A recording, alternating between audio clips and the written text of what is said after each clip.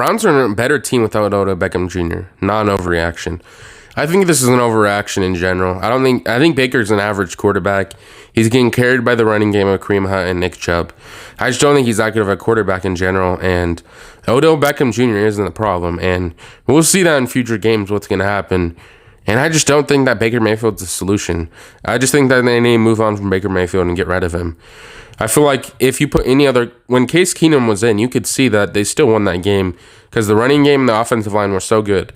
And I feel like that's the main reason why Cleveland has been hating on him for all these years.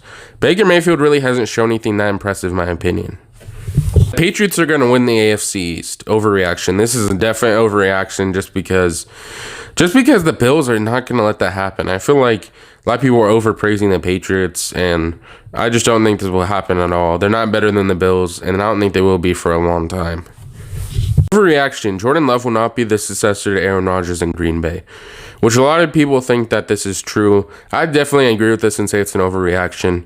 This was his first game actually playing all the snaps, and of course he's not going to look as good as Aaron Rodgers or anything or really impress people when that was his first game playing every down. He's going to look a lot different than if he just came in at the end of the game when it was an absolute blowout. And I just feel like he definitely has room to improve, and he probably will improve. And by the time they actually need him to play, he'll probably be pretty good. On overreaction, Tyron Smith is the Cowboys' most important player, which I agree with this just because of the running game. And Zach Martin as well, who's also going to be a Hall of Famer offensive lineman. And I agree with what they're saying. This is not an overreaction. Honestly, offensive linemen are very important in the NFL and just in general. Same with defensive linemen, underrated position as well. And just anyone at the line. MVP odds via Caesar Sportsbook. Number 1, Tom Brady, 2,650 passing yards, 25 passing touchdowns, 5 interceptions, 67.3 completion percentage, and plus 350 to win the MVP. Number 2 is Josh Allen, 2,550 total yards, 20 total touchdowns, 5 interceptions, 65.5 completion percentage, and plus 400 to win.